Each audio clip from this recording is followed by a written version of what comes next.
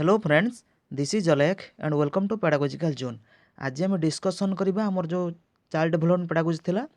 तार जो mock test होता नुहे कि तो मॉक टेस्ट आज के ना 3 नंबर। ठीक अच्छे, दुईटा मॉक टेस्ट हो सारी डिस्क्रिप्शन लिंक दे दी मध्य आप देखिपारे। ठीक अच्छे, तो प्रथम देखा 1 नंबर प्रश्न कौन कहला ना in order to join teaching profession what is more important. जदि आप टीचिंग प्रोफेशन जॉइन करने चाहूँगी देन कौनटा अधिक important, percentage of mark, teaching aptitude, your belonging to reserve category, belonging to a family of teachers, केउटे important percentage of mark ना teaching aptitude. Teaching करिबार कौन जो एप्टीट्यूड रोचे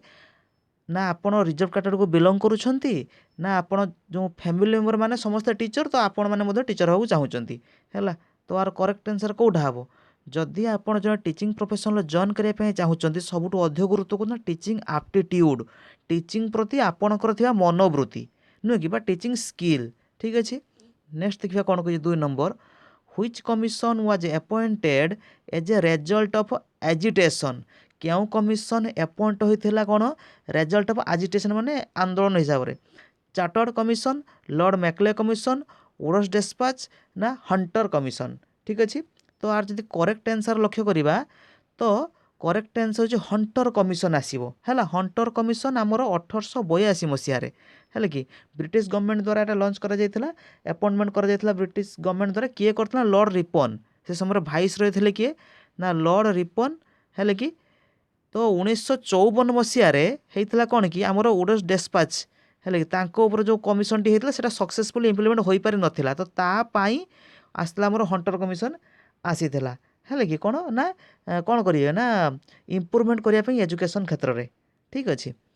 नेक्स्ट देखिए कौन कही 4 number the best remedy of students problem related with learning. जदि पिला मानकर लर्निंग रे प्रॉब्लम होची बेस्ट रेमेडी कौन, बहुत इजी क्वेश्चन एटा बहुत इजी कोटा कहला हमरो diagnostic, suggestion for private sector, supervise study ना सजेशन फॉर हार्डवर्क केउटा। जदि पिला मानकर कौन सी प्रॉब्लम रही देन आम रेमेडी जो दियंती रेमेडियल टीचिंग दियंती ता पूर्वर आम गोटे आसेसमेंट करती से आसेसमेंट ना हूँ कौन ना डायग्नोस्टिक आसेसमेंट बा डायग्नोस्टिक टीचिंग निदानात्मक। ठीक अच्छे, नेक्स्ट देखिए कौन कही 5 नंबर तो देखो मुझे डिटेल्स किसी कहूना कारण क्लास अलरेडी डिटेल्स कहुई सारी जस्ट आम कौन खाली क्वेश्चन आंसर आलोचना करुँच। द आइडियल टीचर केमिति हेबा आवश्यक, टीचेस द होल करिकुलम संपूर्ण करिकुलम को पाठ्यक्रम को पढ़ेदेव, helps the students in learning पिलांकर लर्निंग रे शिक्षण रे हेल्प करिवो, मेंटेन गुड डिसिप्लिन मेंटेन करिवो ना ideal teacher is a friend philosopher and guide. Ideal शिक्षक जन कौन फ्रेंड फिलोसोफर एंड गाइड। ठीक अच्छे, तो आर करेक्ट आंसर कोटा बहुत इजी कोटा हम आइडियल टीचर इज ए कौन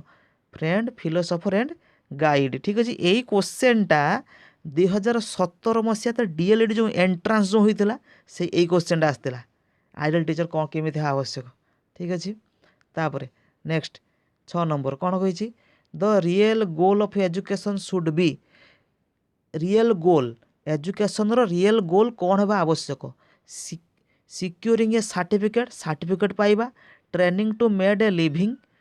ट्रेनिंग हवा कौन बचापी ट्रेनिंग दवा, mastery of the subject matter subject रे मास्टरी हवा ना एक्वायरिंग स्किल एक्वायर करवा, हैबिट एंड नॉलेज। ठीक अच्छे, तो एजुकेशन रो गोल प्रकृत कौन है आवश्यक ऑप्शन नंबर डी कौन ना acquiring skills habits and knowledge. ठीक, 7 number the technique of measurement of pattern of social behaviour in A group. गोटे ग्रुप रे है कि सोशल बिहेवियर है जो ग्रुप रे जो मेंबर माने अच्छी से मध्य जो बिहेवियर कौन रोचे ताहार मापिया पाई जो टेक्निक आम यूज करती बा जो कहती ताहाको कौन कह जाए था, सोशियोमेट्री, सोशियोग्राम, सोशल डिस्टेंस स्केल ना इंटरेक्शनल एनालिसिस। ठीक अच्छे, तो देखु यह कहुए कौन आम जाना ना सोशियोमेट्री कहुए है। सोशियोमेट्री हूँ गोटे मन रखिए technique, it is a technique है कि लर्निंग रो गोटे टेक्निक हूँ सोशियोमेट्री बुझी हूँ। सोशियोमेट्री हूँ कौन ना आम जो समाज रे आमर जो सोसाइटी रे है आमर जो समाज रे थिबा व्यक्ति मानक मध्यरे परस्पर संपर्कर स्थिति को है कि रिलेशनशिप को तांकर सोशल बिहेवियर को है मापिबा पाई आमर यूज होता है गोटे विधि बा टेक्निक ता कौन कह जाए ना सोशियोमेट्री टेक्निक। ठीक अच्छे तो यह तो देखो समाज रे यार गोटे माने यहाँ को जो सोशियोमेट्री को गोटे ग्राफ माध्यम देखा जाए क्या माध्यम मन रखिथे ग्राफ माध्यम देखा जाए से ग्राफटा कहते सोशियोग्राम। ठीक अच्छे ग्राफटा कहते सोशियोग्राम ए ग्राफ्रे कौन होता है देखो समाज रे जो लोक मान मध्य आमर कौन संपर्कटा रिलेशनशिपटा क्या सह भल रोचे क्या सह खराब रोचे तो जो मान सह भल रोचे डायरेक्ट रिलेशनशिप थी कौन थी डायरेक्ट रिलेशनशिप थी से ग्राफ्रे देखई थी। ठीक अच्छे तो सहीटा सोशियोमेट्री कह जाए। तापर 8 number the real aim of teaching teaching रो रियल एम आम जो टीचिंग होची तार मुख्य लक्ष्य कौन to give knowledge and information knowledge और इनफॉरमेशन दबा इनवॉल्व पीपल्स इन एक्टिविटी पिला मानक एक्टिविटी रे इनवॉल्व करबा इम्पार्ट नॉलेज ना डिजायरेबल चेंजेस इन बिहेवियर आम शिक्षण जो करती लर्निंग रो मुख्य उद्देश्य कौन कौन आचरणगत स्थायी परिवर्तन पिलार बिहेवियर परिवर्तन हम तापुणी स्थायी परिवर्तन हम तो करेक्ट आंसर कौन हम desirable change in behaviour learning रो मन रखिथे जो यही क्वेश्चनटा यहाँ एत थर पड़ी परीक्षार यही क्वेश्चन बहुत थर एग्जाम आसूसी है अदर स्टेट टीएट भी एग्जाम भी आसे यही एग्जाम क्वेश्चनटा भी आसे। ठीक अच्छे लर्निंग चैप्टर आप पढ़े लर्निंग एंड टीचिंग जो चैप्टर होची तार फास्ट आड़ देखिए यहाँ लिखाई थी। ठीक तापर नेक्स्ट देखा कैरेक्टरिस्टिक्स ऑफ लर्निंग रे सेटा आसी थाए। Next most important work of the teacher है कि मोस्ट इम्पोर्टाट वर्क गुरुत्वपूर्ण काम टीचर कौन to maintain discipline discipline maintain करिवो organise teaching work effectively teaching work जो रोचे ताको ऑर्गेनाइज करिवो कौन इफेक्टिव वे रे to take care of students पिला मानकर केयर नबो ना check papers of the student पिला मानकर पेपर को चेक करिवो तो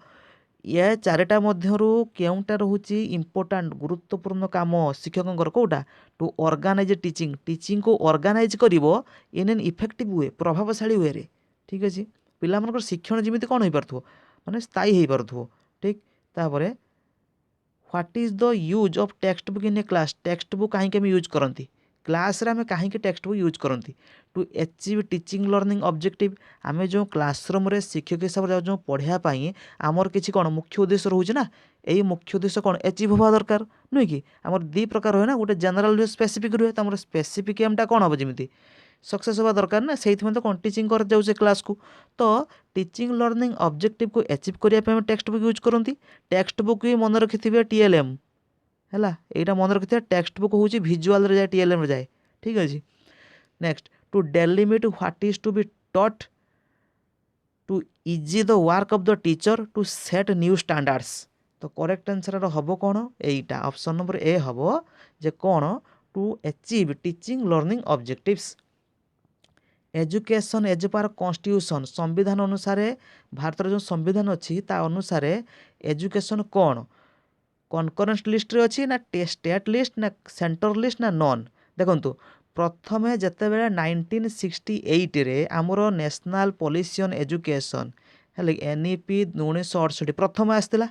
सेतेबेले ताहा थिला स्टेट लिस्ट रे स्टेट उपर निर्भर होता प्रति राज्य तांकर देखिबे जे तांको एजुकेशन क्षेत्र में कौन से डेभलप कराइबे तापर 1974 पाखु हो जाइए कौन यह उभय कौन पलि आसी ना स्टेट को तो आसी सह सेंटर भी नहीं ता माने हूँ कौन एजुकेशन रे आमर स्टेट प्लस सेंटर मिसिकी से माने काम करन तो हम कौटा ना कनकरेन्ट लिस्ट कौन हम कनकरेन्ट लिस्ट अर्थ हूँ कौन उभय सेंटर एवं स्टेट सेंटर एवं कौन हो ना स्टेट मिसिकी है कि से एजुकेशन डेभलप कराइबे। ठीक अच्छे तो यहाँ कौन हम कनकरेन्ट लिस्ट। तापर 12 number maximum classroom problems are due to है कि क्लासरूम रे मैक्सिमम प्रॉब्लम्स हुए तार कारण हूँ कौन ना फल्टी करिकुलम रे प्रॉब्लम थाए लेस इंटेलिजेंट स्टूडेंट्स कम इंटेलिजेंट स्टूडेंट्स माने थांती इनइफेक्टिव टीचिंग इफेक्टिव हो पारे ना फल्टी एग्जामिनेशन सिस्टम फल्टी थाए भूल थाए तो देखा त्रुटि था एग्जामिनेशन सिस्टम रे तो करेक्ट आंसर कौटा हम कौटा हबार करेक्ट आंसर हम कौन इनइफेक्टिव टीचिंग आमर टीचिंग रे जदि आमे जदि टीचिंगटा इफेक्टिव वे रे न दे पाइले देन कौन हम क्लासरूम रे प्रॉब्लम हो ना तो करेक्ट आंसर कौटा हम option number C. The most effective method of character formation पाई इफेक्टिव मेथड कौटा ना teaching virtues through religious book माध्यम आम जो टीचिंग गुण जो रोता देवा teaching by high character teacher teaching दिया जाए कौन हाई कैरेक्टर टीचर मान द्वारा ना ऑर्गेनाइज स्पेशलिस्ट लेक्चर मान ऑर्गेनाइज करवा लाइफ रो वैल्यू पाई ना rewarding virtues behaviour presenting high character models in the school. तो करेक्ट आंसर कौटा हम option number D. The intellectual skills are reflected intellectual skill माने मानसिक दक्षता इंटेलेक्चुअल स्किल माने कौन मानसिक दक्षता क्या द्वारा रिफ्लेक्टेड होता है कॉग्निटिव डोमेन हाँ होता है साइकोमोटर द्वारा भी होता है अफेक्टिव द्वारा होता है तो नो एटा नॉन नुहे एटा ऑल हम एटा नॉन होटा ऑल हम ठीक अच्छे। तो करेक्ट आंसर कौन हम all option number D all of the above ठीक। तापर 15 नंबर कौन कहला live as if you were die tomorrow